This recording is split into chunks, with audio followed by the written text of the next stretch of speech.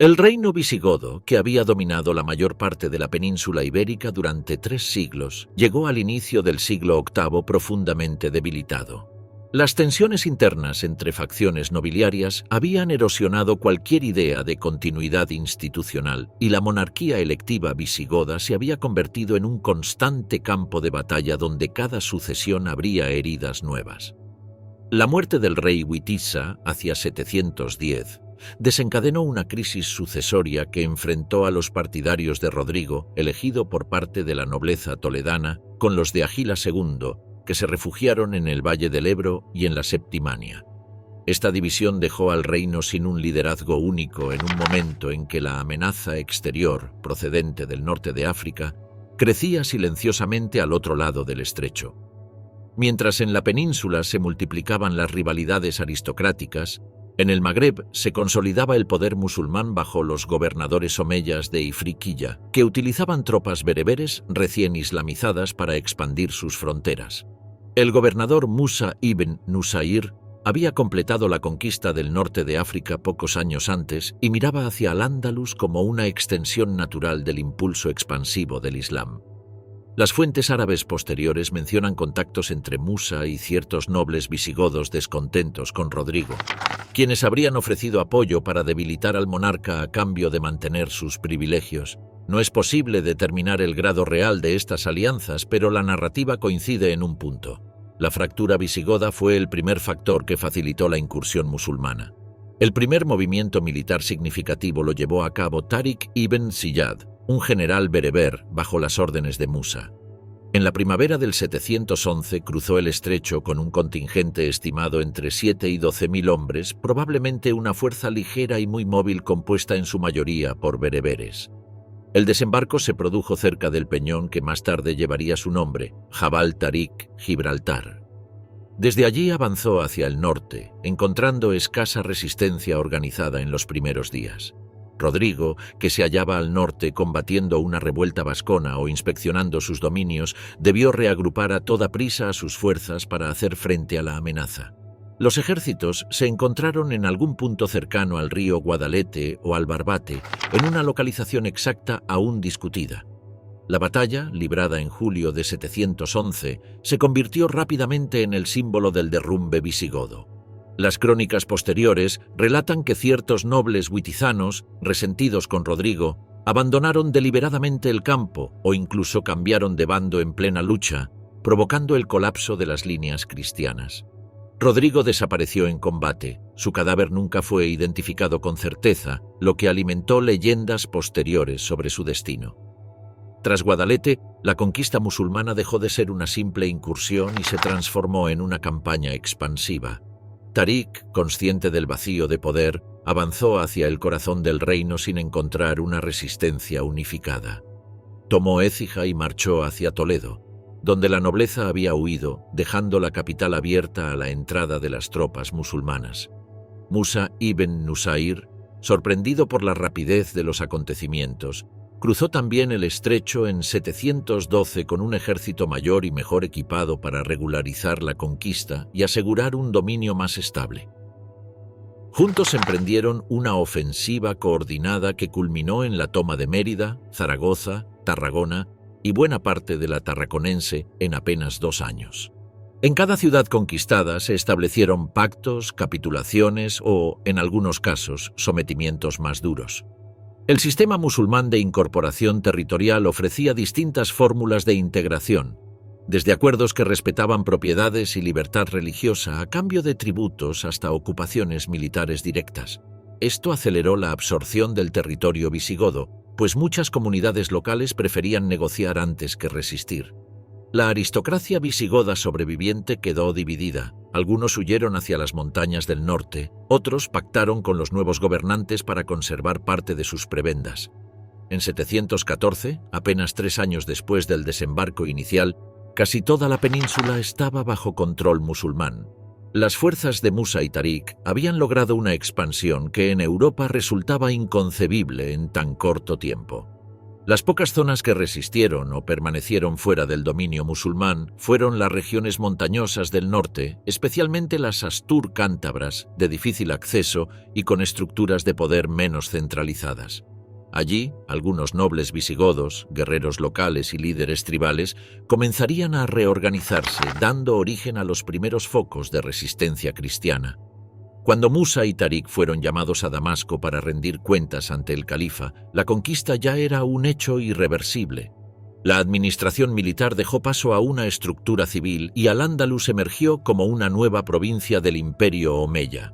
El antiguo reino visigodo desaparecía, sustituido por una autoridad diferente en política, religión, cultura y organización social, mientras en las montañas del norte se gestaba la respuesta que marcaría los siglos siguientes, pues desde allí comenzaría el surgimiento de los primeros núcleos cristianos de resistencia.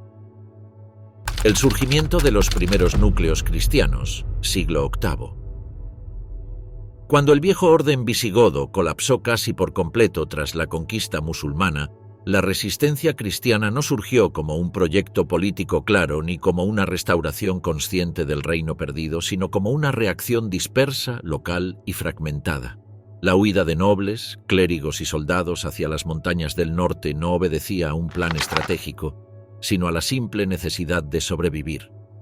En esas tierras abruptas de Asturias, Cantabria y parte de Galicia, donde la geografía hacía difícil cualquier control centralizado, comenzaron a reunirse grupos heterogéneos compuestos por poblaciones locales, restos de la nobleza visigoda y comunidades montañesas con tradiciones propias.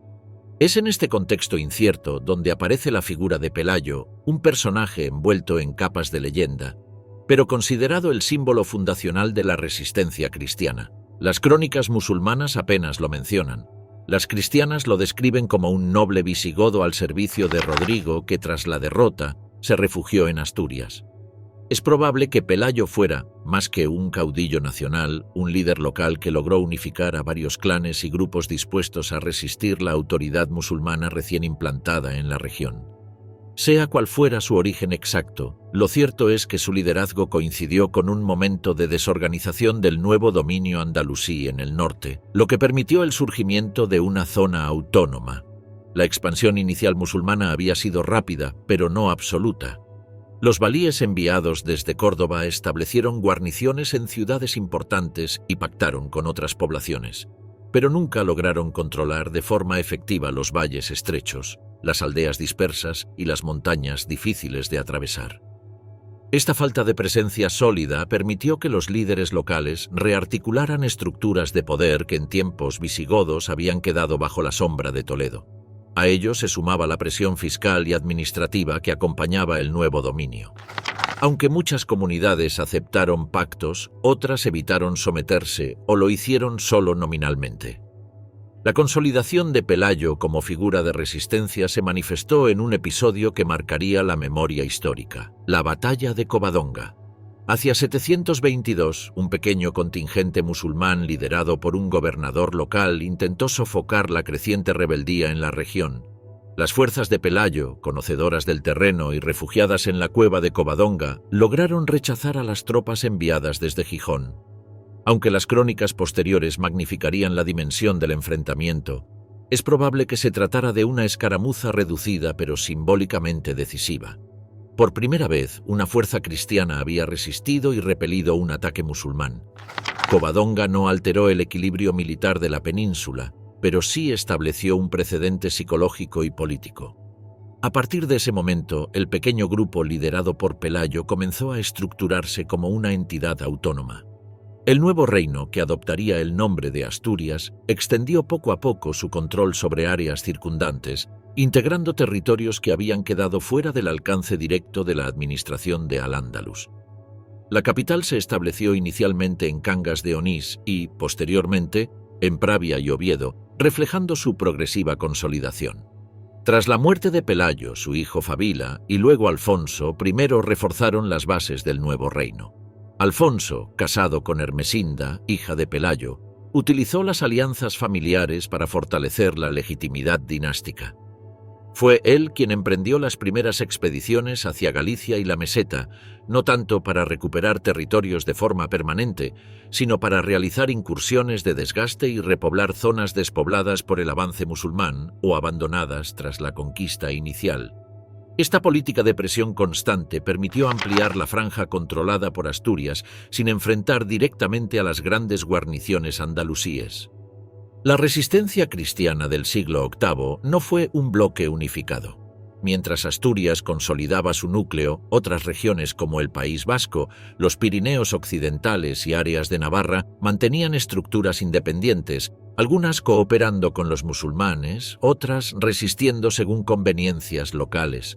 La diversidad política del norte contrastaba con la poderosa organización de Al-Ándalus, que desde Córdoba comenzaba a desarrollar un sistema administrativo fuerte bajo los emires omeyas.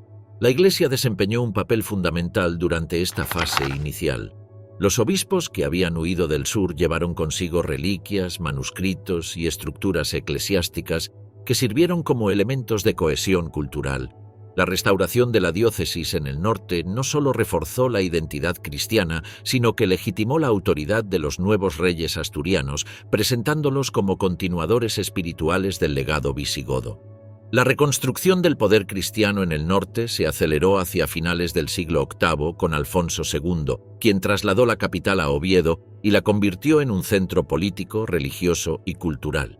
Su reinado marcó el paso de un liderazgo de resistencia a una monarquía organizada, capaz de enviar embajadas a Carlomagno y establecer vínculos diplomáticos con poderes europeos. Bajo su autoridad se inició la articulación de una identidad cristiana peninsular que miraba tanto hacia el pasado visigodo como hacia los modelos carolingios. A partir de estos núcleos, la resistencia cristiana tomó forma progresiva y comenzó a expandirse lentamente hacia el sur, preparando las bases de una rivalidad territorial que se extendería durante siglos y que cobraría nueva dimensión cuando Al-Ándalus consolidara su poder bajo el Emirato de Córdoba. La consolidación de Al-Ándalus y el Emirato de Córdoba.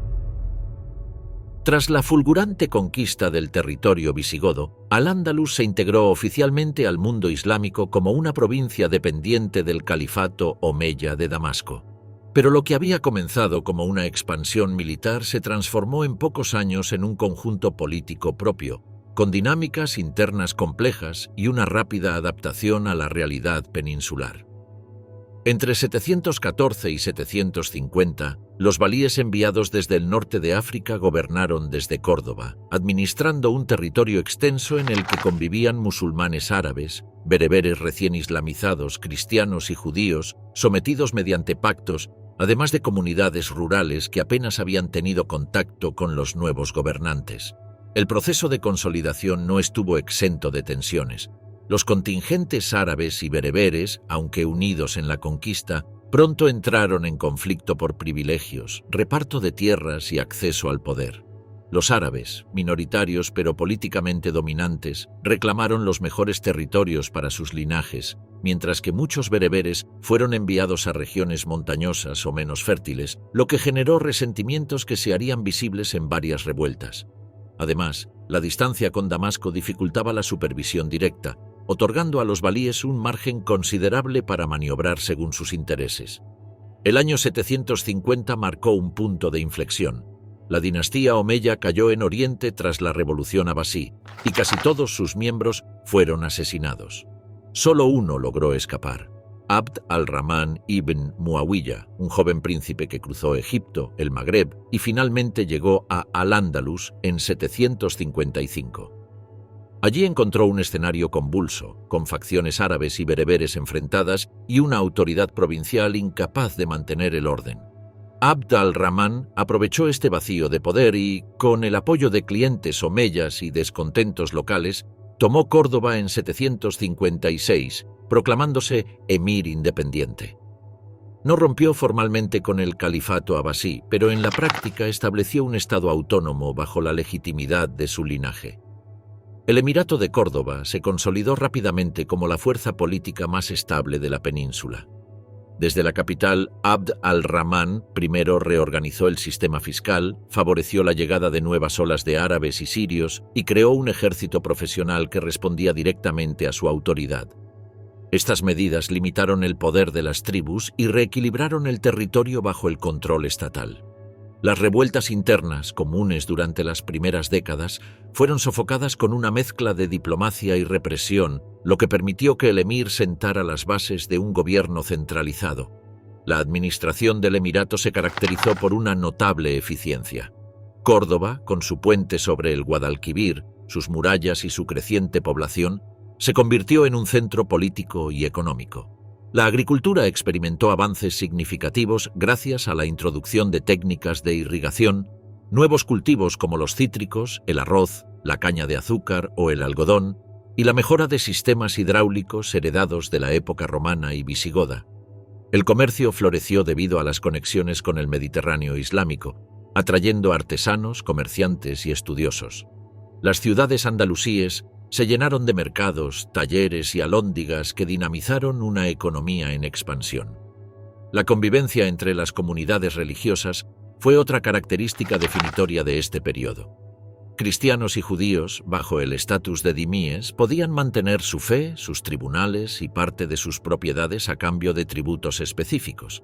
Aunque este sistema implicaba desigualdad legal, también garantizaba un grado de protección y estabilidad desconocido en otros lugares de Europa en ese momento. Muchos cristianos se arabizaron progresivamente, adoptando el idioma, costumbres y formas de vida musulmanas, dando origen a los llamados mozárabes. El emirato también impulsó el desarrollo cultural. A partir de la segunda mitad del siglo VIII, Córdoba empezó a atraer a poetas, juristas y pensadores de distintas regiones del mundo islámico. Se introdujeron bibliotecas, escuelas jurídicas y espacios de debate intelectual que prepararon el terreno para el esplendor que alcanzaría la ciudad más adelante. El arte omeya, inspirado en las tradiciones orientales pero adaptado a las particularidades hispanas, dio origen a mezquitas, palacios y complejos administrativos que transformaron el paisaje urbano. Sin embargo, esta consolidación no eliminó completamente los focos de conflicto. Varias regiones, como la Marca Superior, con centro en Zaragoza, mantuvieron tendencias autonomistas y protagonizaron sublevaciones periódicas. En ocasiones, los propios gobernadores fronterizos pactaron con los reyes cristianos del norte para debilitar al emir. También existían tensiones entre los distintos grupos árabes, los caisíes y los calvíes, cuyos enfrentamientos arrastraban antiguas rivalidades tribales procedentes de Oriente. Estos conflictos internos consumirían buena parte de los recursos del emirato durante décadas. Mientras tanto, en el norte la resistencia cristiana seguía fortaleciéndose. El reino de Asturias, que había comenzado como un bastión marginal, continuaba expandiéndose hacia Galicia y la meseta. Las expediciones militares de los emires hacia esa región solían limitarse a castigos y saqueos, sin intención de ocupar permanentemente territorios de difícil control. Esta dinámica creó una frontera móvil pero relativamente estable que permitió a ambos mundos desarrollarse de forma paralela. A finales del siglo VIII y comienzos del IX, el emirato entró en una etapa de madurez bajo el reinado de Hisham I y posteriormente de Al-Hakam I, quienes continuaron reforzando las instituciones creadas por Abd al-Rahman I. Las revueltas internas continuaron siendo un desafío, pero la autoridad central se mantuvo firme. Córdoba se consolidó como uno de los polos culturales más importantes del occidente islámico, mientras que la estructura política de Al-Ándalus se afirmaba frente a las presiones externas. La expansión cristiana temprana, siglos IX a X. Mientras el Emirato de Córdoba alcanzaba una organización más sólida, los pequeños núcleos cristianos del norte evolucionaban lentamente hacia entidades políticas capaces de sostener campañas militares, repoblar territorios y proyectar poder más allá de sus montañas originarias. La expansión cristiana entre los siglos IX y X no fue lineal ni uniforme, pero sí marcó el momento en que el norte dejó de ser un refugio residual para convertirse en un conjunto de reinos con aspiraciones crecientes y estructuras administrativas cada vez más complejas. El reino de Asturias, que había nacido como un foco de resistencia, experimentó su primera gran transformación bajo el reinado de Alfonso II. Desde su corte en Oviedo, el monarca emprendió una profunda reorganización política e institucional inspirada en modelos carolingios. Fortificó la monarquía, impulsó la restauración de obispados, protegió la copia de manuscritos en los monasterios del norte y fomentó la construcción de un estilo arquitectónico propio, el prerrománico asturiano, que testimoniaba el auge cultural del joven reino. Durante su reinado se desarrolló también una leyenda que tendría enorme impacto político: el hallazgo del sepulcro del apóstol Santiago en Compostela. El descubrimiento, que atrajo peregrinos y reforzó la identidad cristiana en la región, convirtió a Galicia en un polo religioso relevante y otorgó a Asturias un aura espiritual que proyectaba legitimidad más allá de sus fronteras. Militarmente, Alfonso II lideró campañas esporádicas hacia la meseta, aprovechando las tensiones internas del emirato, pero sin establecer un control permanente sobre las tierras conquistadas. Su sucesor, Ramiro I, se enfrentó a conflictos internos y a desafíos musulmanes, como la célebre expedición de 844 en la que una flota vikinga remontó la costa atlántica hasta llegar a Gijón y a Coruña, siendo finalmente repelida en las inmediaciones de la actual Pontevedra. Estos ataques demostraron la vulnerabilidad de los reinos cristianos, pero también su capacidad para movilizar tropas con rapidez. La verdadera expansión territorial llegó con Ordoño I y especialmente con su hijo Alfonso III. Bajo Ordoño, los cristianos iniciaron campañas más sistemáticas en el Valle del Duero, aprovechando que gran parte de esa región había quedado semivacía tras décadas de escaramuzas entre musulmanes y cristianos, así como por movimientos poblacionales provocados por las racias andalusíes. Estas zonas, conocidas como Tierra de Nadie, constituían una frontera fluctuante donde aldeas, fortalezas y pastores coexistían en un equilibrio inestable. Alfonso III llevó este proceso a un nuevo nivel. Considerado uno de los monarcas más poderosos de la Asturias primigenia, realizó campañas profundas hacia el sur, llegando incluso a sitiar Zaragoza en alianzas momentáneas con rebeldes muladíes del Valle del Ebro. Su reinado consolidó la ocupación cristiana del Valle del Duero y favoreció una política de repoblación que transformó irreversiblemente la geografía humana de la meseta. Monasterios, nobles y comunidades libres recibieron tierras para cultivar y poblar fijamente, creando una red de asentamientos que actuaban como barrera defensiva ante los ataques musulmanes. La repoblación fue, en sí misma, una empresa estratégica. Se reconstruyeron ciudades abandonadas desde hacía generaciones, como Zamora, Toro o Dueñas. Se fundaron villas y aldeas, y se levantaron fortificaciones en puntos clave del río Duero. La franja repoblada no solo actuó como colchón ante posibles ofensivas del sur, sino que dio al reino acceso a recursos agrícolas que hasta entonces le habían estado vetados. Esta expansión demográfica consolidó el poder asturiano, pero también obligó a un proceso de reorganización política que culminó con la división del reino entre los hijos de Alfonso III. El resultado fue la transformación de Asturias en los reinos de León, Galicia y Asturias, propiamente dicho, con León como centro político predominante. Mientras Castilla comenzaba como un pequeño condado dependiente de León, su ubicación fronteriza la dotó del carácter militar y austero que marcaría su identidad futura. A finales del siglo IX y comienzos del X, los condes castellanos, inicialmente vasallos leoneses, construyeron una densa red de castillos y aldeas fortificadas que dieron nombre a la región. Figuras como el conde Rodrigo o Gonzalo Fernández impulsaron la autonomía local a través de alianzas internas y estrategias militares destinadas a proteger el territorio frente a las racias procedentes de Al-Ándalus. Simultáneamente, en los Pirineos surgió otro centro político importante, el Reino de Pamplona, antecesor del futuro Reino de Navarra. La familia Íñiga y posteriormente la dinastía Jimena dirigieron un territorio que alternaba entre alianzas cristianas y pactos con Córdoba, dependiendo de la conveniencia del momento. Pamplona controlaba rutas comerciales esenciales y ejercía influencia en tierras vascas, convirtiéndose en un actor estratégico en la frontera con la Marca Superior andalusí. En Aragón y los condados pirenaicos orientales, que más tarde darían forma a Cataluña, la expansión cristiana tomó un ritmo distinto. Aquí la influencia carolingia fue decisiva. Carlomagno y sus sucesores establecieron la Marca hispánica como una zona tapón entre el Imperio franco y Al-Ándalus. Condados como Barcelona, Urgel, Gerona y Osona nacieron bajo autoridad franca, aunque fueron ganando autonomía progresivamente. La reconquista temprana en esta región se centró en controlar valles pirenaicos y asegurar comunicación con los pasos montañosos, evitando enfrentamientos directos con Córdoba. El siglo X vio también el fortalecimiento cultural y religioso de los reinos cristianos.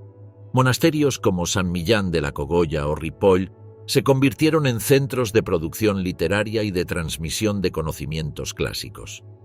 Las iglesias y documentos administrativos comenzaron a mostrar una identidad cristiana hispana más definida, que miraba hacia el pasado visigodo como referencia simbólica y justificadora de la expansión territorial. El Califato de Córdoba y su Edad de Oro. La proclamación del Califato de Córdoba en el año 929 marcó el punto culminante del poder musulmán en la península ibérica. Abd al-Rahman III, heredero de una dinastía que había logrado resistir tanto las revueltas internas como la presión exterior, decidió adoptar el título de califa para afirmar la independencia absoluta de Al-Ándalus frente a los abasíes de Bagdad y los fatimíes del norte de África. Con ese gesto, el emirato se transformó en una entidad soberana equiparable a los grandes poderes del mundo islámico, y Córdoba se convirtió en una de las capitales más prestigiosas de la Edad Media. El nuevo califa inició un proyecto de centralización radical. Durante décadas, Al-Ándalus había sufrido tensiones tribales entre árabes, bereberes y muladíes. Abd al-Rahman III sometió a los caudillos rebeldes de la Marca Superior, reorganizó la fiscalidad y profesionalizó el ejército mediante la incorporación de contingentes eslavos y mercenarios norteafricanos, creando una fuerza leal directamente a la autoridad califal. Esto redujo la dependencia de las milicias tribales, que habían sido el origen de numerosas crisis político-militares en el pasado. Paralelamente, el califato emprendió un proceso de afirmación territorial. En el norte, las campañas contra los reinos cristianos mostraron la capacidad militar andalusí, aunque ya sin las conquistas masivas de los primeros tiempos. Abd al-Rahman III lanzó expediciones contra León, Navarra y los condados catalanes, asegurándose de que ningún poder cristiano pudiera amenazar seriamente su frontera. Estas campañas tenían un carácter más punitivo que expansivo. Consistían en ataques relámpago destinados a reafirmar el dominio califal y evitar la consolidación de alianzas entre los reinos cristianos. El esplendor político del califato se reflejó en Córdoba, cuya transformación fue extraordinaria. Las descripciones contemporáneas señalan una ciudad de cientos de miles de habitantes, con calles pavimentadas, alumbrado nocturno y una red de baños públicos que asombraba a los viajeros europeos. La mezquita de Córdoba, ampliada sucesivamente, se convirtió en una de las joyas arquitectónicas del mundo islámico, con su bosque de columnas, su mihrab de mosaicos bizantinos y sus naves interminables que proyectaban una sensación de grandiosidad sin parangón. El califato también estimuló una intensa vida cultural. En Córdoba funcionaban bibliotecas que albergaban centenares de miles de volúmenes, talleres de copistas y círculos de debate filosófico que atraían a sabios de todo el Mediterráneo. Se tradujeron obras de Aristóteles, Galeno y Ptolomeo y se desarrollaron disciplinas como la medicina, la astronomía, la botánica o la jurisprudencia islámica. Figuras como el cirujano Abul Qasis o el astrónomo Maslama al-Majriti se convirtieron en referentes intelectuales cuyas obras circularon durante siglos. Los avances científicos estaban acompañados por un crecimiento económico sostenido. La agricultura andalusí alcanzó niveles de productividad excepcionales gracias a la irrigación, los huertos intensivos y la introducción de cultivos como la caña de azúcar, el azafrán o el algodón. Las ciudades formaban redes comerciales que conectaban al Andalus con el Magreb, Egipto, Siria y Oriente Próximo. Los zocos rebosaban seda, cerámica, cuero curtido, perfumes, papel y armas de acero damasquinado. Las manufacturas cordobesas, toledanas y murcianas alcanzaron fama internacional y el dinar de oro andalusí circuló ampliamente por el Mediterráneo. La diplomacia califal también desempeñó un papel crucial. Abd al-Rahman III estableció relaciones con los reinos cristianos del norte, con el Sacro Imperio Romano Germánico y con Bizancio. Córdoba se convirtió en un centro donde embajadas extranjeras negociaban alianzas, intercambiaban regalos y buscaban acuerdos comerciales. Esta presencia diplomática reforzó la imagen del califato como una potencia sólida y moderna, capaz de integrar intereses diversos bajo su autoridad. El sucesor de Abd al-Rahman III, al-Hakam II, consolidó aún más este esplendor. Bajo su gobierno, Córdoba alcanzó la cúspide cultural.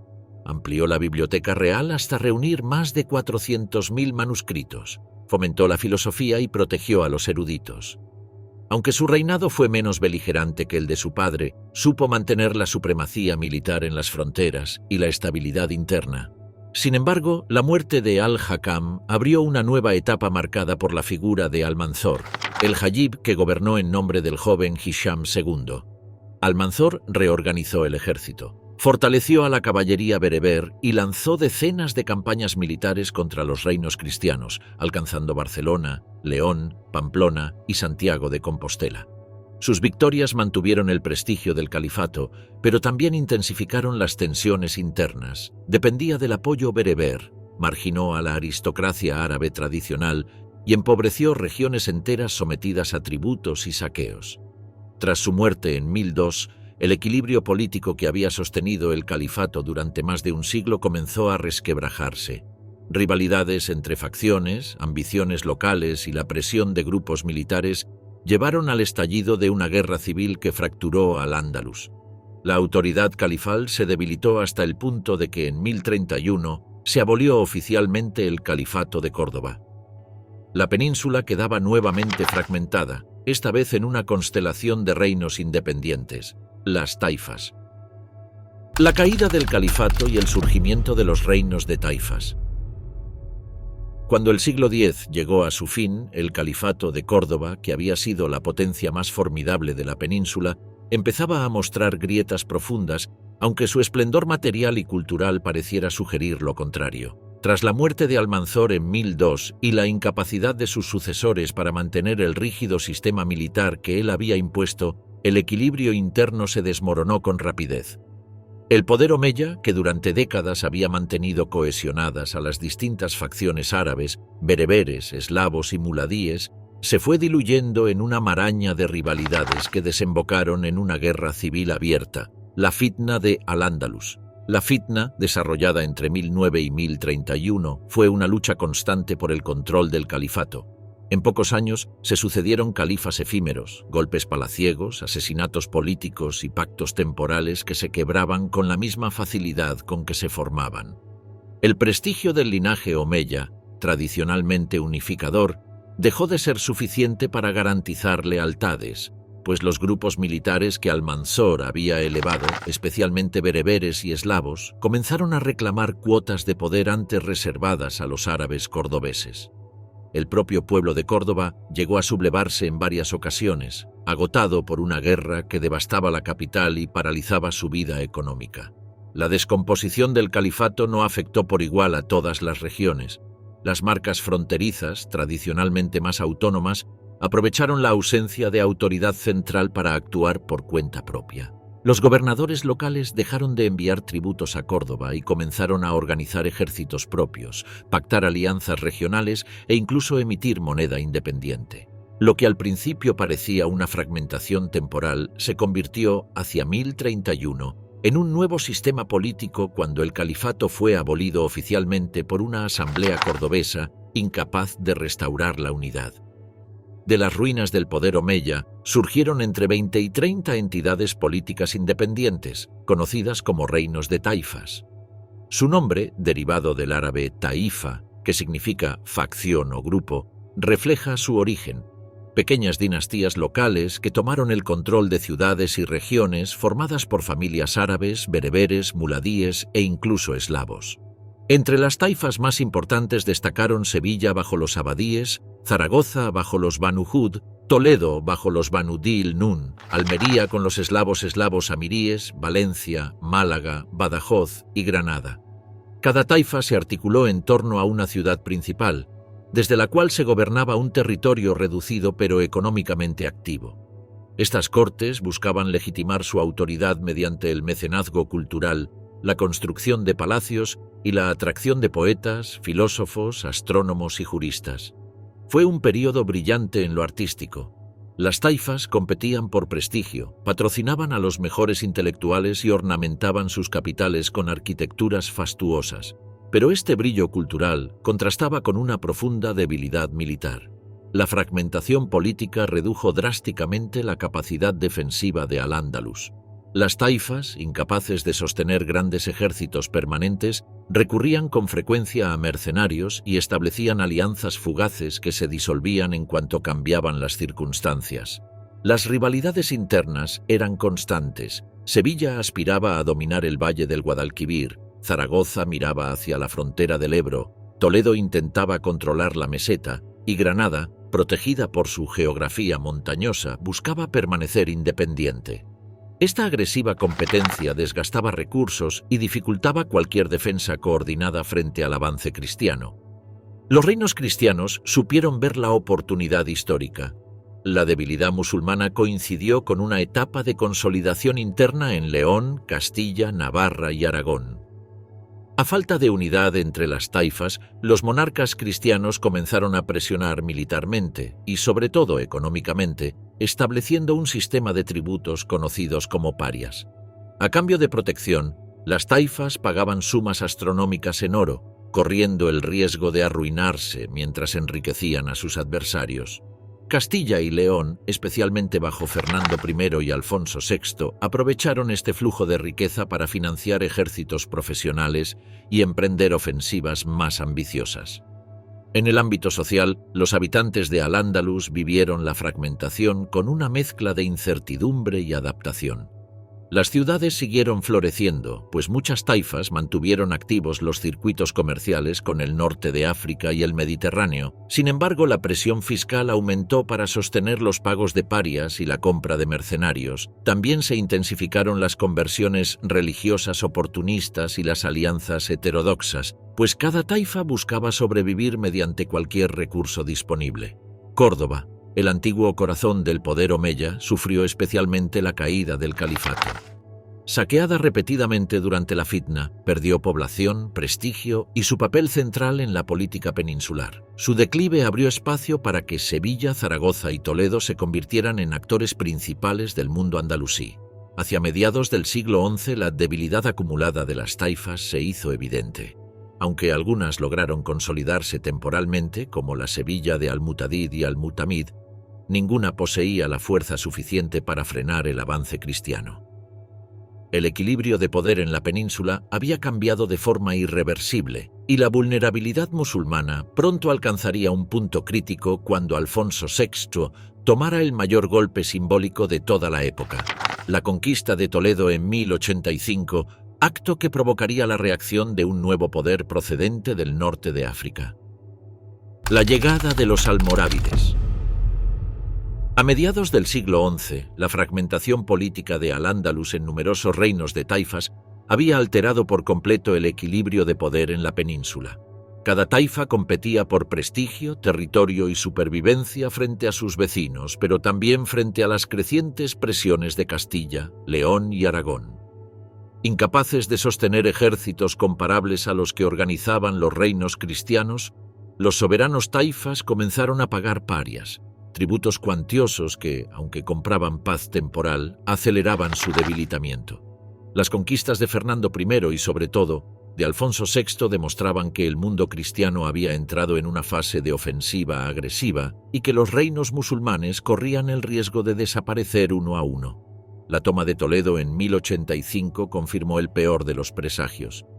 La antigua capital visigoda, considerada un centro simbólico, estratégico y espiritual, había caído definitivamente en manos cristianas. Su pérdida no solo significó un golpe territorial, sino una humillación profunda para las taifas, evidenciando que su división interna era incompatible con cualquier resistencia eficaz. Fue entonces cuando varios reyes musulmanes, temerosos de seguir el mismo destino, decidieron pedir ayuda a un poder externo. Los almorávides, un movimiento religioso y militar originado en el extremo occidental del Magreb. Los almorávides habían surgido entre tribus bereberes sanjaya que vivían en el desierto del Sáhara. Su fundador, Abdallah ibn Yassin, predicó una visión reformista del Islam centrada en la aplicación estricta de la ley religiosa, la disciplina moral y la unidad comunitaria. Con el tiempo, ese movimiento se transformó en un estado que controlaba Marruecos y grandes rutas caravaneras. Su emir, Yusuf ibn Tashfin, gobernaba desde Marrakech con autoridad indiscutida y contaba con un ejército experimentado, austero y profundamente cohesionado. Representaba, a ojos de los reyes taifas, la única fuerza capaz de detener el avance cristiano. En 1086, después de intensos intercambios diplomáticos, Yusuf ibn Tashfin cruzó el estrecho de Gibraltar con un ejército considerable. Se reunieron con las tropas de las taifas y avanzaron hacia el valle del Guadiana, donde Alfonso VI se preparaba para enfrentarse a ellos. El choque tuvo lugar en Sagrajas, el 23 de octubre de 1086. Fue una batalla decisiva. Las fuerzas almorávides emplearon su experiencia en combate desértico, la movilidad de su caballería ligera y su férrea disciplina para romper las líneas cristianas. Alfonso VI resultó herido y tuvo que retirarse con grandes pérdidas. Por primera vez en décadas, un ejército musulmán había derrotado contundentemente a un reino cristiano en campo abierto. La victoria provocó un giro radical en la política peninsular. Sin embargo, los reyes de taifas pronto comprendieron que la ayuda almorávide no era desinteresada. Yusuf ibn Tashfin, convencido de la decadencia moral y política de los principados andalusíes, regresó al Magreb temporalmente, pero no sin antes examinar la situación interna de las taifas.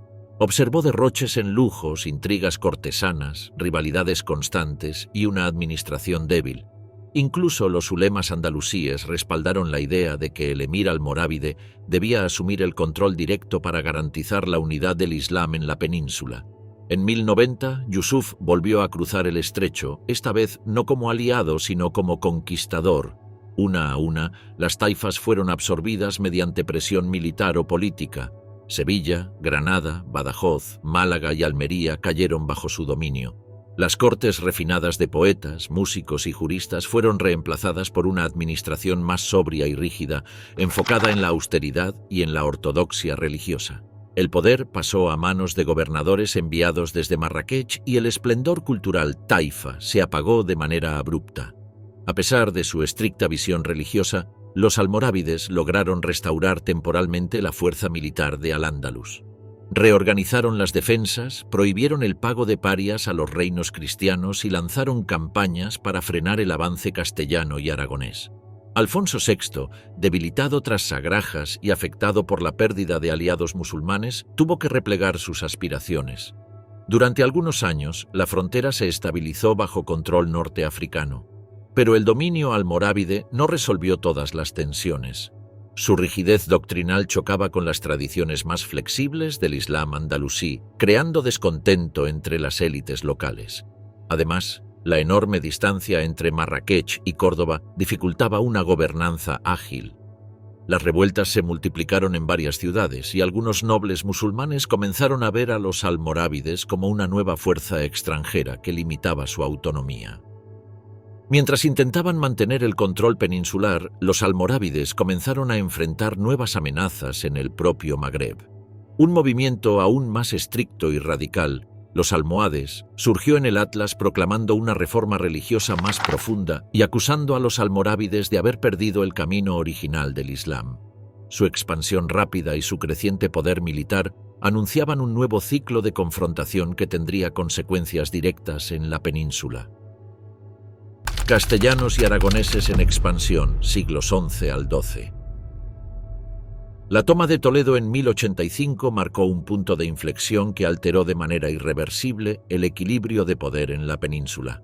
Castilla, surgida siglos atrás como un condado fronterizo dependiente de León, había evolucionado hacia un reino con identidad propia, impulsado por una nobleza militar ansiosa de ampliar territorios y prestigio.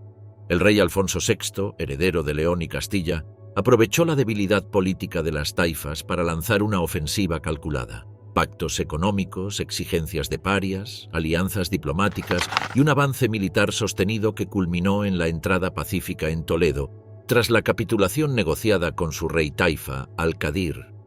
Con la antigua capital visigoda bajo su poder, Alfonso VI adquiría una legitimidad simbólica que reforzaba su proyecto político y Castilla se convertía en la principal fuerza cristiana del centro peninsular. El impacto de la caída de Toledo fue inmediato. Las taifas, debilitadas tras décadas de guerras internas, entendieron la magnitud del peligro y solicitaron ayuda a los almorávides, un movimiento religioso y militar procedente del Magreb.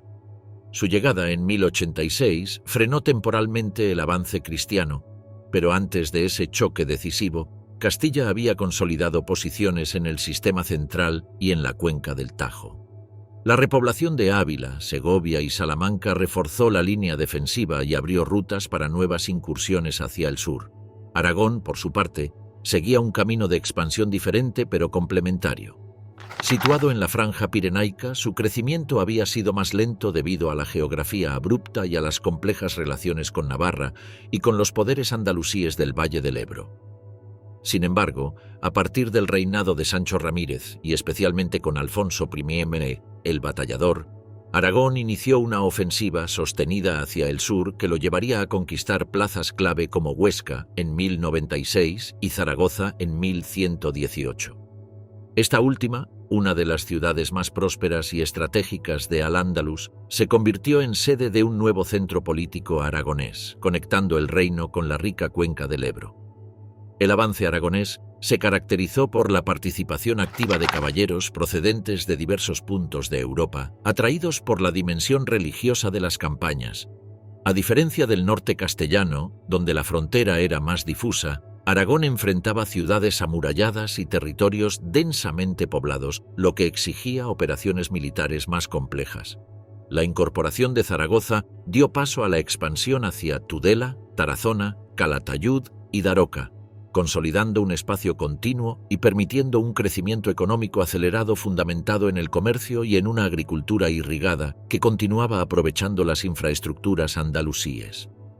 Mientras Aragón avanzaba por el Valle del Ebro, Castilla continuaba presionando sobre el Tajo pese a los contragolpes almorávides. Las derrotas ante estos, especialmente la de Sagrajas en 1086, no frenaron la reorganización castellana. Las ciudades repobladas se convirtieron en centros de resistencia y de irradiación cultural. Comunidades de campesinos libres, nobles con fueros específicos y repobladores venidos de distintas regiones crearon una estructura social relativamente flexible, lo que facilitó el control del territorio y la capacidad de movilizar milicias urbanas. En este contexto de avance dual, Navarra trató de mantener su independencia, pero su poder había menguado tras la fragmentación del antiguo reino conjunto con Aragón. A pesar de ello, Navarra desempeñó un papel fundamental en el equilibrio peninsular. Su posición entre Castilla y Aragón la convertía en un territorio disputado diplomáticamente y sus alianzas cambiantes influían en la estabilidad de la frontera cristiana. Mientras tanto, al sur, las taifas sometidas a los almorávides experimentaron un breve renacimiento económico y militar, pero no lograron cambiar el rumbo a largo plazo. Las tensiones internas entre gobernantes africanos y élites andalusíes minaron la cohesión del nuevo poder. Esto permitió que castellanos y aragoneses reanudaran sus ofensivas a partir de mediados del siglo XII, aprovechando la decadencia almorávide y la aparición de los almohades como nueva fuerza magrebí. En el avance castellano, las órdenes militares desempeñaron un papel decisivo. La Orden de Santiago, la de Calatrava y la de San Juan reforzaron las guarniciones en territorios recién conquistados, organizaron campañas, levantaron fortalezas y asumieron la tarea de repoblar zonas estratégicas. Este modelo militarizado de colonización permitía consolidar regiones que aún sufrían incursiones desde el sur y daba cohesión a la línea fronteriza castellana. El avance cristiano produjo una transformación social profunda. En las nuevas tierras, los reyes otorgaban fueros para atraer pobladores, garantizando libertades judiciales, fiscales y militares. Las ciudades adquirían un papel central, con concejos fuertes que actuaban como núcleos administrativos y defensivos. Esta estructura urbana sería esencial para sostener la expansión en el siglo siguiente. Aragón, por su parte, comenzó a proyectarse más allá de la península.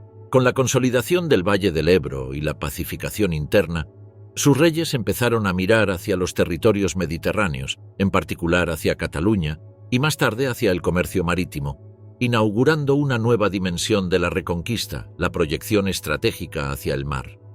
Entretanto, Castilla preparaba una ofensiva decisiva hacia el sur, consciente de que los almohades representaban un poder más centralizado y disciplinado que sus predecesores. Este choque total, inevitable en el horizonte, definiría la siguiente etapa y determinaría el ritmo de la reconquista en el tránsito entre los siglos XII y XIII, cuando el nuevo imperio norteafricano desembarcara en la península para intentar restaurar el poder musulmán frente al avance cristiano.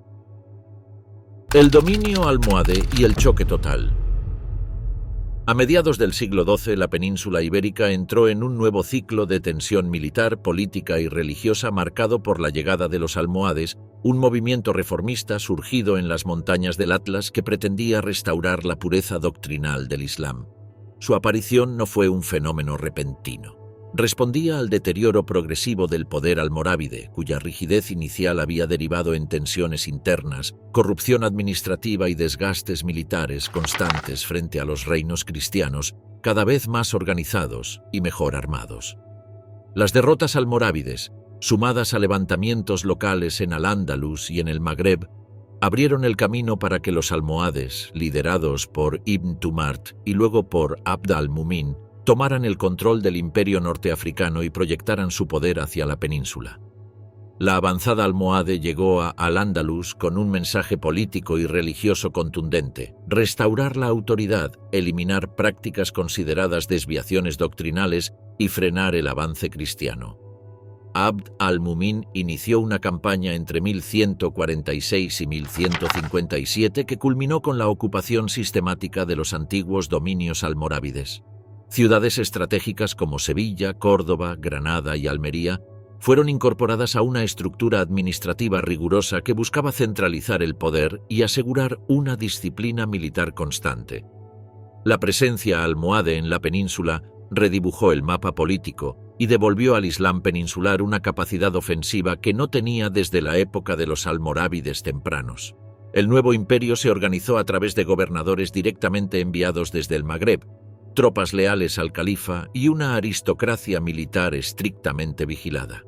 A diferencia de sus predecesores, los almohades introdujeron una política cultural más uniforme, fomentaron el uso del bereber y del árabe clásico, limitaron las autonomías locales y reforzaron un sistema jurídico basado en la doctrina maliquita más rígida.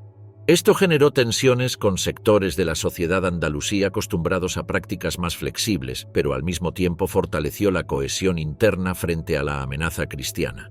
Sevilla se convirtió en la capital política del poder almohade en la península. Allí, los nuevos gobernantes emprendieron amplias reformas urbanas, construyeron murallas, palacios y estructuras defensivas que mostraban la ambición de establecer un dominio duradero. La célebre Giralda, originalmente un alminar, surgió como símbolo del esplendor almohade, así como la reutilización y ampliación de la antigua mezquita mayor de la ciudad. La consolidación arquitectónica reflejaba la intención clara de transformar Al-Ándalus en una provincia estable del gran imperio norteafricano. Mientras tanto, los reinos cristianos observaban el ascenso almohade con preocupación. Los avances conseguidos durante el siglo XI y la primera mitad del XII corrían el riesgo de ser revertidos. Las ofensivas que habían culminado en la toma de Toledo en 1085, la consolidación portuguesa al sur del Miño y la expansión aragonesa en el Valle del Ebro se enfrentaban ahora a un adversario numéricamente superior, mejor organizado y con una ideología expansiva muy marcada.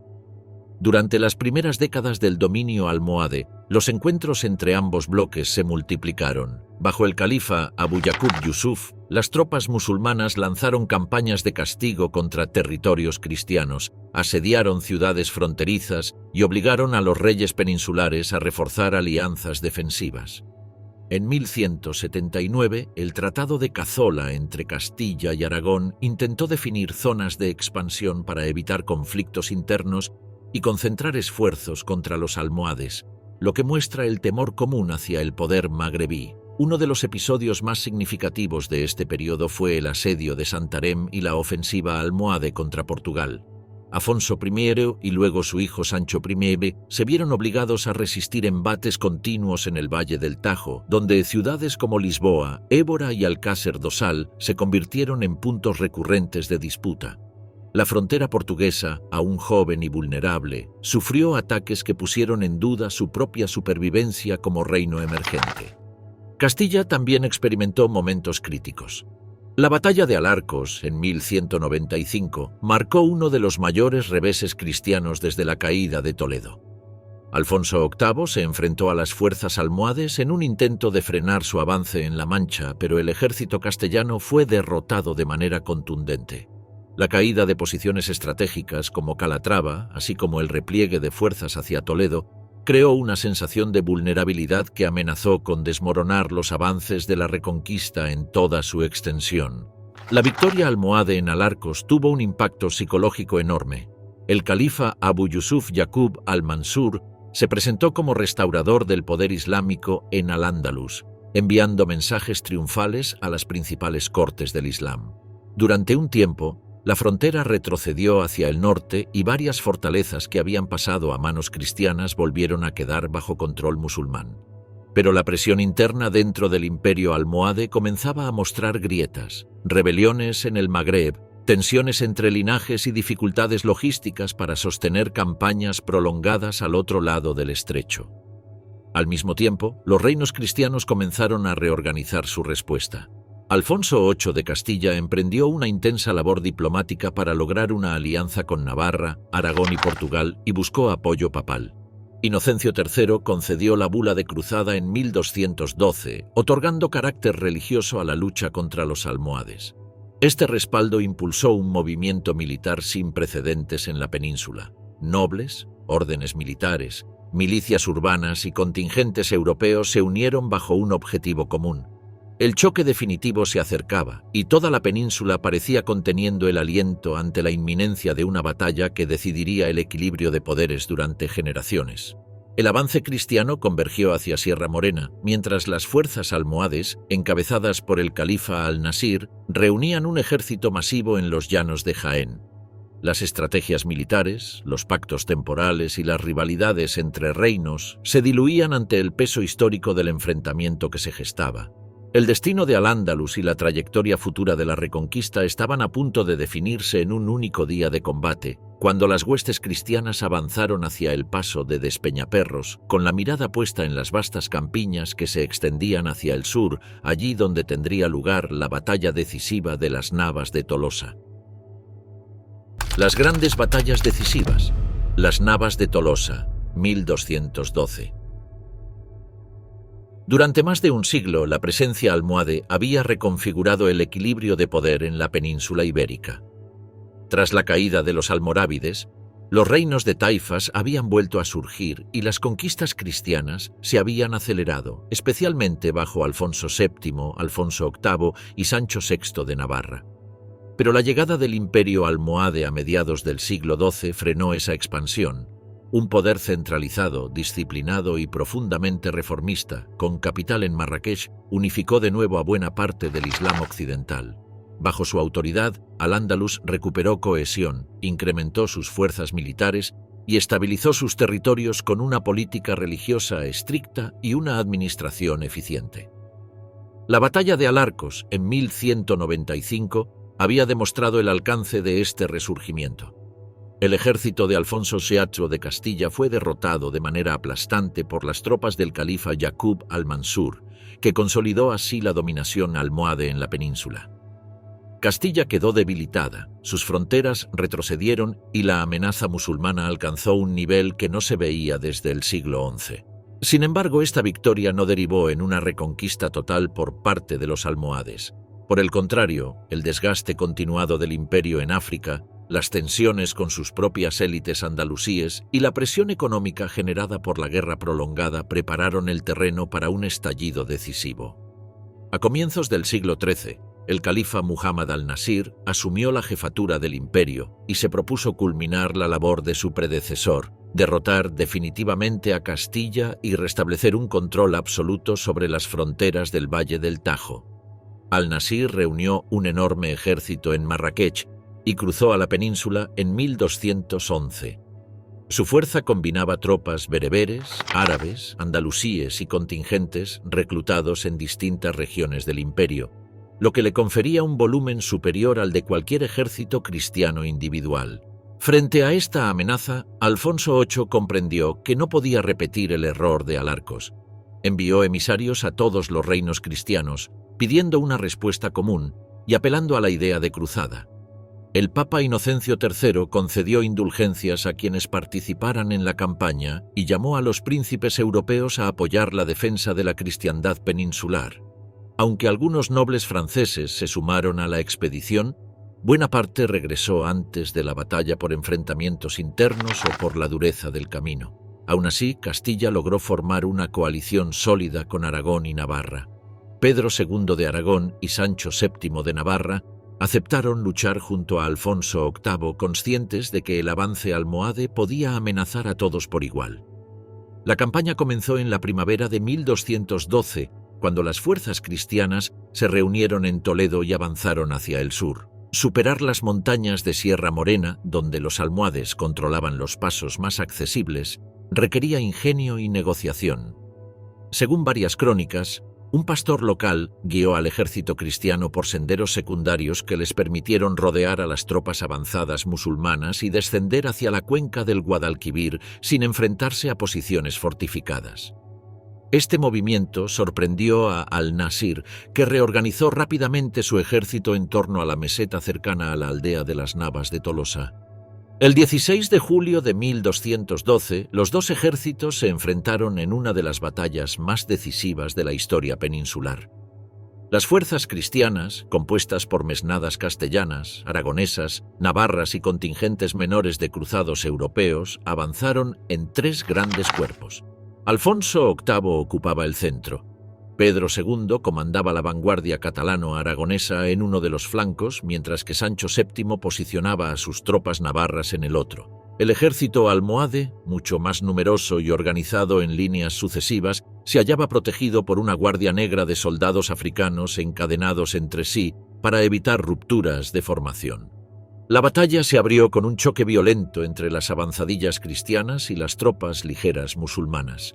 Durante horas, ambos bandos intercambiaron cargas, flechas y escaramuzas en un terreno amplio pero quebrado, que favorecía los movimientos envolventes. La disciplina almohade, reforzada por el estandarte del califa en una posición central y elevada, contuvo los embates iniciales. Sin embargo, el empuje combinado de las fuerzas de Alfonso VIII y Pedro II logró desorganizar la primera línea musulmana y obligar a retroceder a varias unidades. El momento decisivo llegó cuando Sancho VII de Navarra, al frente de su caballería pesada, ejecutó una maniobra audaz contra la guardia personal del califa. Las crónicas castellanas y navarras describen cómo los jinetes navarros lograron romper las cadenas que unían a los guardias africanos, abriendo una brecha inesperada en el corazón del dispositivo enemigo. La irrupción por este punto desequilibró toda la formación. La segunda y tercera línea almohade comenzaron a retroceder en desorden, y en cuestión de horas la presión cristiana se convirtió en un avance imparable. Al-Nasir, ante el riesgo de ser cercado, huyó del campo de batalla, dejando atrás su campamento, insignias y buena parte de sus tropas. Las bajas fueron enormes en ambos bandos, pero las pérdidas musulmanas resultaron irreparables. El ejército almohade, que había representado la última gran esperanza de un dominio musulmán fuerte y unificado en la península, quedó deshecho. Su derrota no solo debilitó al imperio en Al-Ándalus, sino que aceleró su decadencia en el Magreb, donde enfrentaba ya rebeliones internas y disputas por el poder. Las consecuencias de las Navas de Tolosa fueron inmediatas y profundas. Castilla avanzó hacia el sur con una confianza renovada. Las fortalezas de la frontera se derrumbaron una por una, incapaces de resistir sin el respaldo del gran ejército almohade. En pocos años, los castillos y ciudades del Alto Guadalquivir cayeron, abriendo el camino hacia Córdoba y Sevilla. Para Aragón y Navarra, la victoria también significó un aumento del prestigio político y una mayor presencia en los escenarios peninsulares. La moral cristiana se elevó a niveles inéditos y la balanza de poder, que durante un siglo había oscilado entre avances y retrocesos, se inclinó definitivamente hacia el norte. Con el imperio almohade debilitado y los reinos cristianos coordinándose cada vez mejor, el camino hacia la reconquista del valle del Guadalquivir quedó abierto. La reconquista del Valle del Guadalquivir.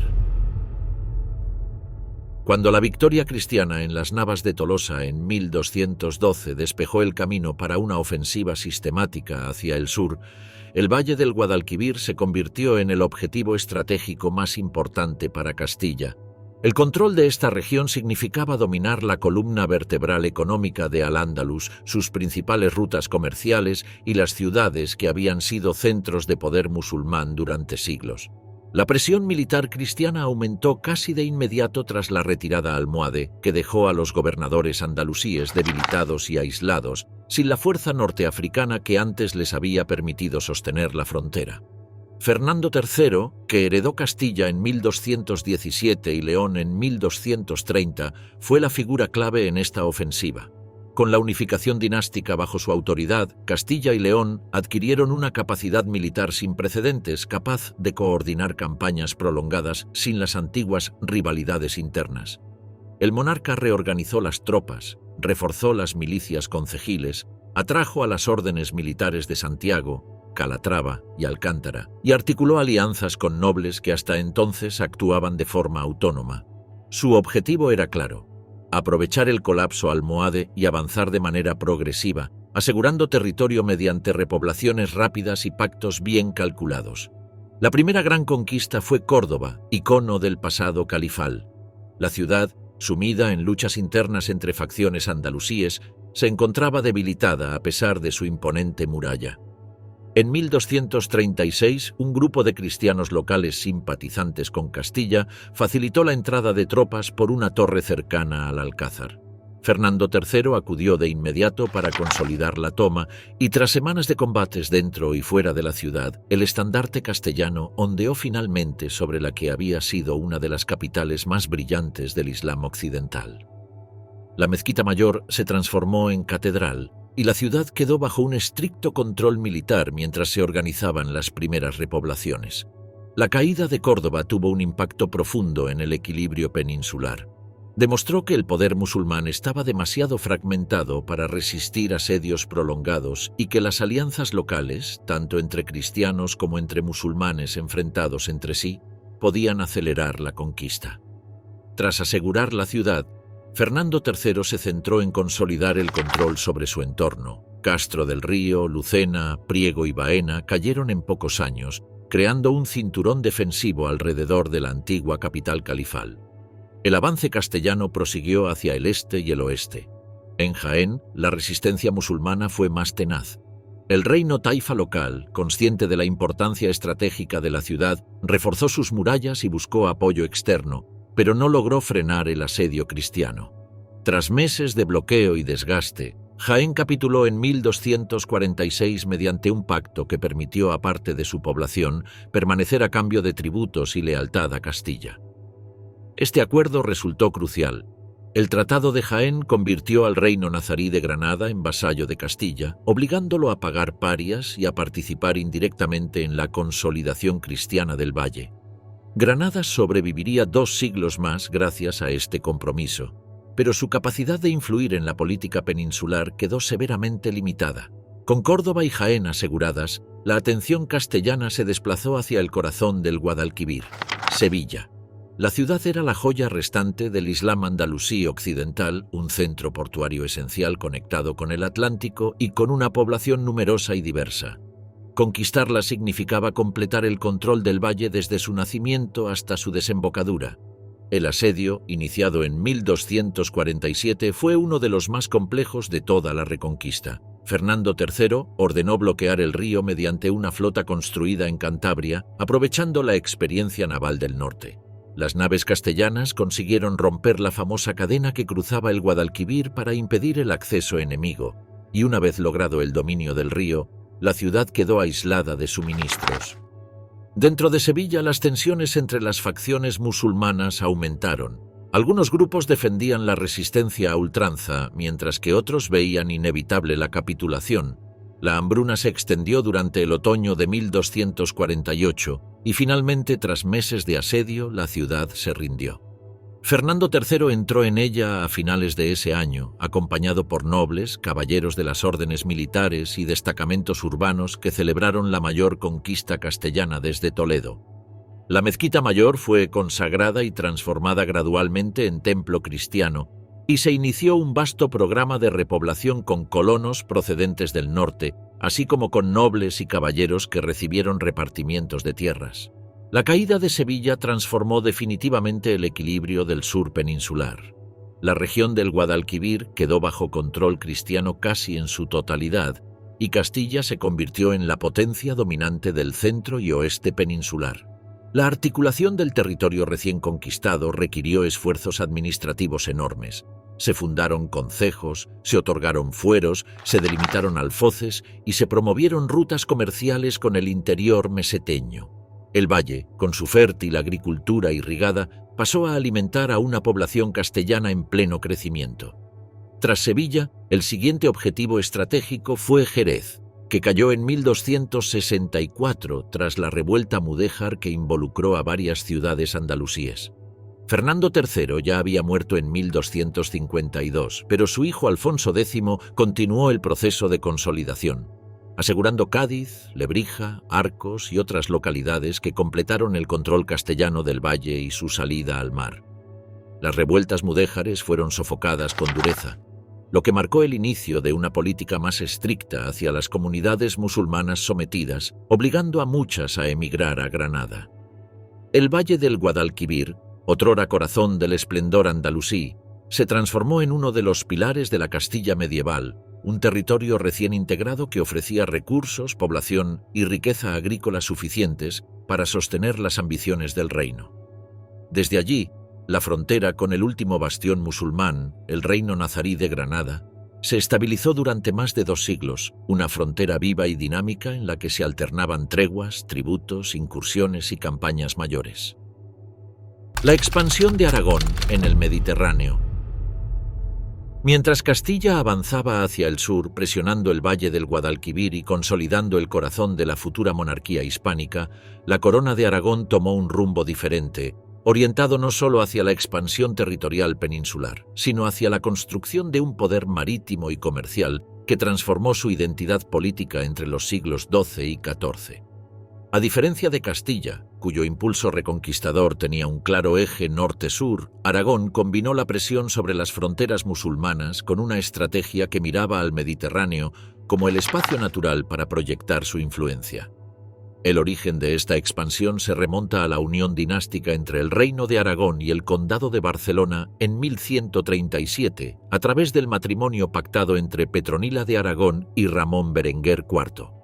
Esta unión dio lugar a una entidad política híbrida, poderosa en el interior pirenaico por la herencia aragonesa y extraordinariamente activa en el comercio marítimo gracias a la tradición catalana. Los puertos de Barcelona, Tarragona y Tortosa se convirtieron en nodos esenciales de intercambios con Italia, el norte de África y el Levante, lo que generó una base económica sólida para financiar campañas militares más allá de los límites peninsulares. Antes de volcarse plenamente al Mediterráneo, la Corona de Aragón completó su expansión interna hacia el sur. Durante la primera mitad del siglo XII, las campañas de Ramón Berenguer IV y Alfonso II permitieron avanzar sobre territorios musulmanes estratégicos. La conquista de Tortosa en 1148 y la de Lérida en 1149, realizadas con apoyo de contingentes provenzales y de órdenes militares, aseguraron el dominio del curso inferior del Ebro y abrieron la puerta a futuras operaciones. Estas ciudades, de gran importancia agrícola y comercial, se integraron mediante pactos que respetaron inicialmente a las poblaciones musulmanas, consolidando un sistema de convivencia gestionado con pragmatismo político. Con estas bases territoriales aseguradas, la atención aragonesa se volcó hacia nuevas áreas. La figura determinante en esta transformación fue Jaime I, conocido como el Conquistador, quien gobernó durante gran parte del siglo XIII. Jaime I comprendió que la expansión por tierra tenía límites claros, pues más allá de Valencia comenzaba el ámbito tradicional castellano. Evitar fricciones con su poderoso vecino era crucial, por lo que la Corona de Aragón orientó sus ambiciones hacia el mar. Bajo su reinado se produjo uno de los episodios más significativos de la reconquista aragonesa, la conquista de Mallorca en 1229. La campaña mallorquina nació como un proyecto eminentemente marítimo y comercial. Las Islas Baleares, controladas por gobernadores musulmanes que actuaban con amplia autonomía, se habían convertido en refugio de piratas que hostigaban rutas catalanas y genovesas. Jaime I organizó una flota nutrida por nobles catalanes y aragoneses, apoyada por comerciantes que buscaban proteger sus intereses. Tras un desembarco difícil en Santa Ponsa y duros combates, la ciudad de Mallorca cayó en 1229. La isla fue reorganizada, repoblada y convertida en un enclave fundamental que aseguraba el tránsito marítimo desde Barcelona hacia el resto del Mediterráneo occidental. El éxito de Mallorca condujo naturalmente a la conquista de las otras islas.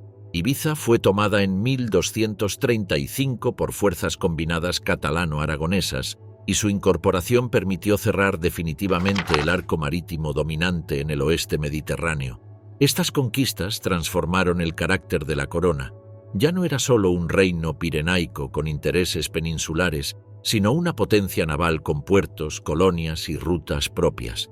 Paralelamente, Jaime I dirigió su atención hacia el reino de Valencia. Aunque formaba parte del mundo musulmán peninsular, su ubicación era estratégica para asegurar la frontera meridional y dar continuidad territorial al dominio aragonés desde los Pirineos hasta el Mediterráneo central. Entre 1233 y 1245, mediante una combinación de conquistas militares y pactos musulmanes, cayó la mayoría de las ciudades valencianas: Burriana, El Puig, Valencia, Xàtiva y Alcira. La ciudad de Valencia, tomada en 1238, marcó un hito. Transformada en capital de un reino propio dentro de la corona, se convirtió en un centro agrícola, comercial y cultural que fortalecería económicamente al conjunto de la monarquía. La creación del Reino de Valencia, con fueros propios y una población mixta cristiana, musulmana y judía, reflejó la capacidad aragonesa para absorber territorios sin destruir por completo sus estructuras sociales.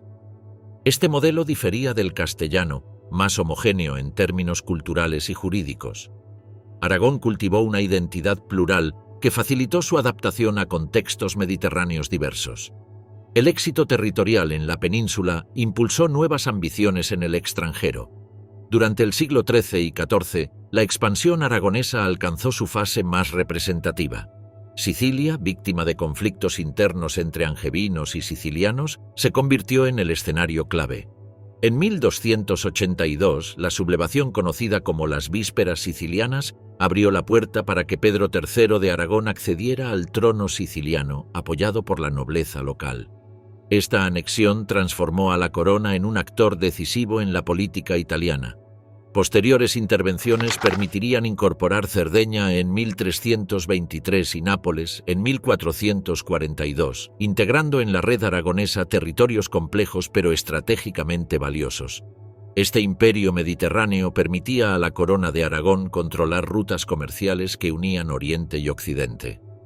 Los mercaderes catalanes se establecieron en puertos cruciales como Mesina, Palermo, Nápoles o Cagliari, y sus consulados regulaban transacciones, impuestos y litigios. El sólido comercio de tejidos, cereales, hierro y productos manufacturados alimentaba las arcas reales y fortalecía a las ciudades. Barcelona emergió como un centro financiero, con monedas estables, instituciones bancarias y un consulado del mar que sentó precedentes legales para la navegación europea. Pero esta expansión no estuvo libre de tensiones. Los territorios mediterráneos, especialmente Sicilia y Cerdeña, requerían importantes recursos militares para mantener la autoridad aragonesa frente a resistencias locales y amenazas extranjeras. La rivalidad con Francia y con los Anjou convirtió al Mediterráneo en un escenario de guerras constantes. A ello se sumaban conflictos internos entre la nobleza aragonesa y las élites urbanas catalanas, que limitaban la capacidad centralizadora de los monarcas. Aún así, la corona de Aragón logró consolidarse como una potencia marítima en un periodo en el que Castilla avanzaba militarmente sobre el valle del Guadalquivir. Ambas coronas, aunque destinadas siglos después a unirse, desarrollaron identidades distintas y estrategias paralelas que contribuyeron al avance general de la Reconquista desde direcciones complementarias. Mientras Castilla moldeaba la futura geografía interior de la península, Aragón abría la puerta del mundo mediterráneo para los reinos hispánicos. El Reino Nazarí de Granada, el último bastión musulmán.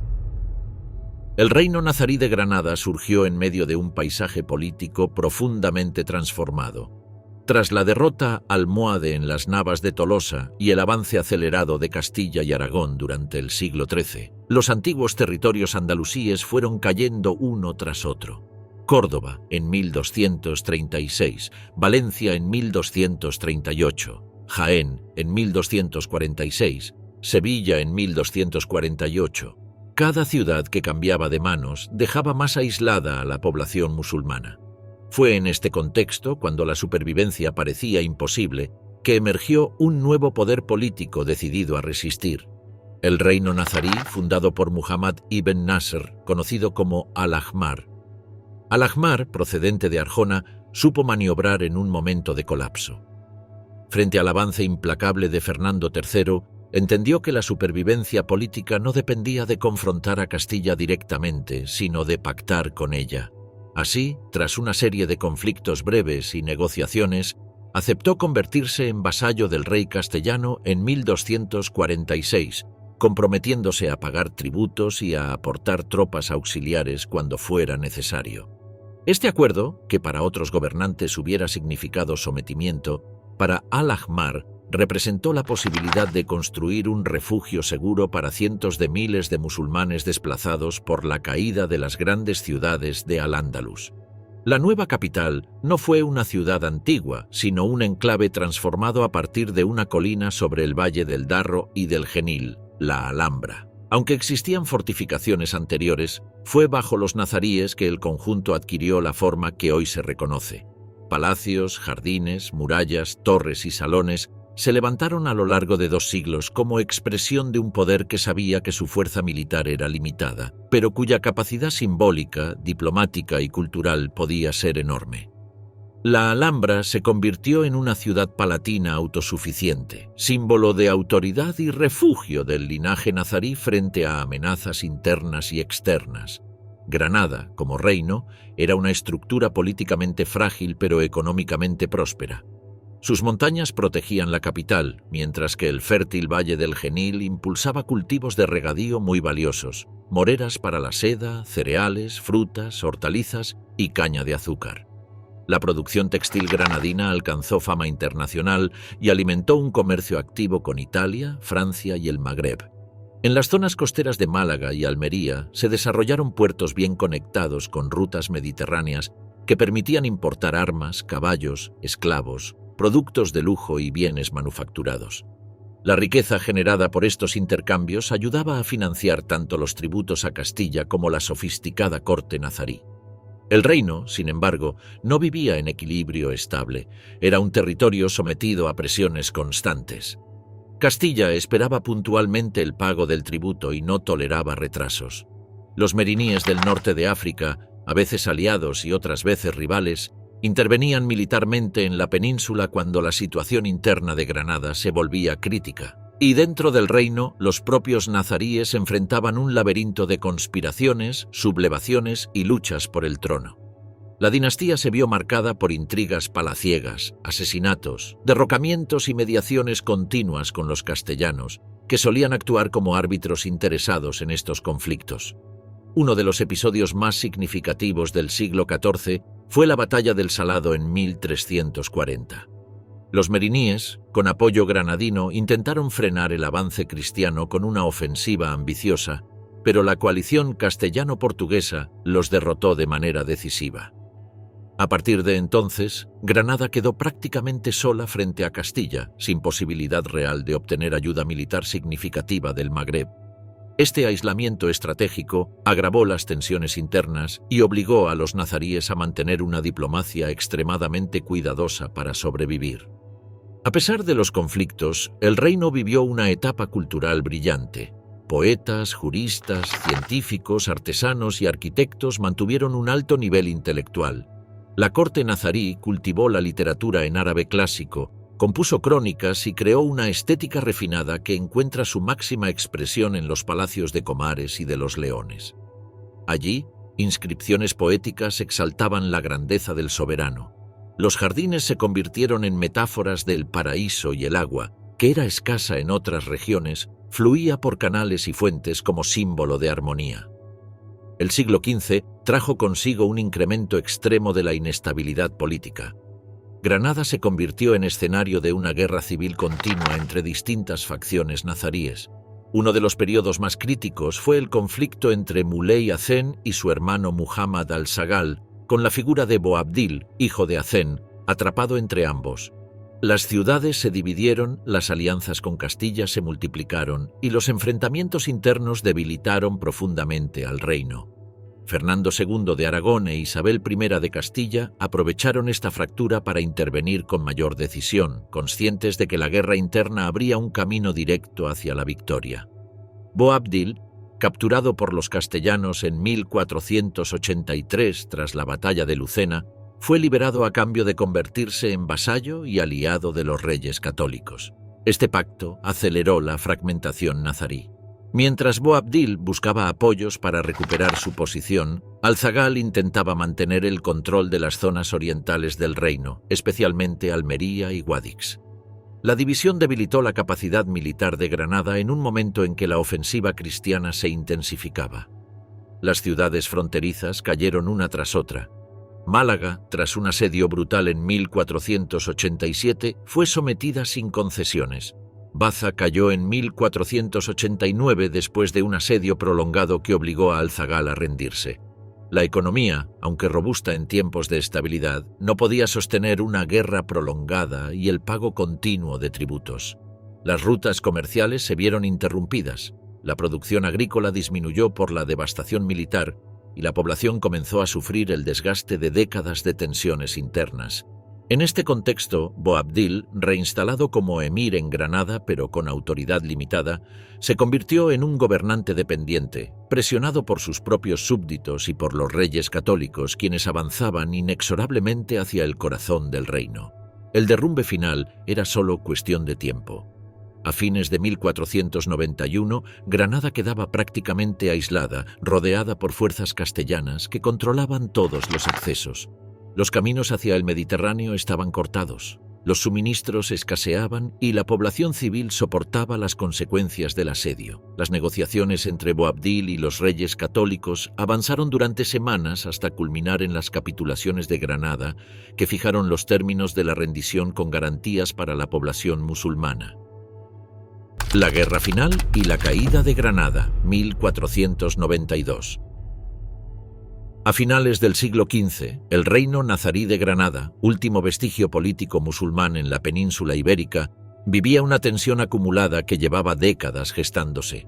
La pugna interna entre facciones había desangrado al reino, debilitándolo tras años de luchas palaciegas, revueltas urbanas y traiciones que abrían de par en par las puertas a una ofensiva cristiana definitiva. Para entonces, Castilla y Aragón habían culminado su unión dinástica bajo Isabel y Fernando, los reyes católicos, lo que significaba, por primera vez en siglos, una coordinación militar total frente al último territorio musulmán. En 1482, Boabdil inició su primer golpe contra la autoridad de su padre, apoyado por parte de la nobleza granadina. Ese mismo año, en un conflicto que combinaba la ambición personal con el desmoronamiento institucional, fue capturado por las tropas castellanas en Lucena. Su liberación, pactada a cambio de vasallaje, abrió una grieta más profunda dentro del reino. Boabdil regresó a Granada con el apoyo explícito de Castilla, comprometiéndose en secreto a entregar fortalezas y mantener la guerra civil interna. Este juego político, en apariencia ventajoso, terminó por agravar la ruina nazarí. Los reyes católicos aprovecharon estas divisiones. Desde Córdoba, su centro operativo, planificaron una campaña meticulosa, sin prisas, basada en estrategias de asedio prolongado, aislamiento territorial y presión constante. La Guerra de Granada no fue una serie de grandes batallas campales, sino un proceso sistemático de reducción de plazas fuertes, una a una, hasta encerrar al reino nazarí dentro de un cerco que se estrechaba año tras año. En 1485 cayó Ronda, una de las ciudades más defendidas del occidente granadino. Poco después, Loja, cuyo gobernador era el propio zagal, se rindió tras una resistencia desesperada. La guerra avanzó de forma metódica, eliminando escalón tras escalón los bastiones que articulaban la defensa musulmana. En 1487 se produjo uno de los golpes más decisivos, la toma de Málaga. La ciudad, puerto esencial y uno de los principales puntos de conexión con el norte de África, resistió un asedio férreo de varios meses. Su caída fue consecuencia del hambre, la enfermedad y la imposibilidad de recibir refuerzos. La represión posterior fue dura.